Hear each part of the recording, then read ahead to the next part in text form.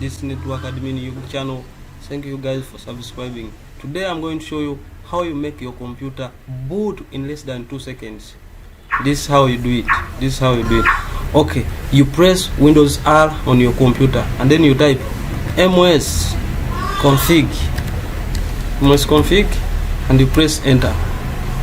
After pressing enter, you leave it and then it brings this dialog, system configuration, and then what you do, you press on this button, boot button. Yeah, you press on that Windows boot button, then you press on advanced. When you press on advanced, then you select up here where there is number of processor. Then you come down here in this process, you select the highest number of processor in your computer.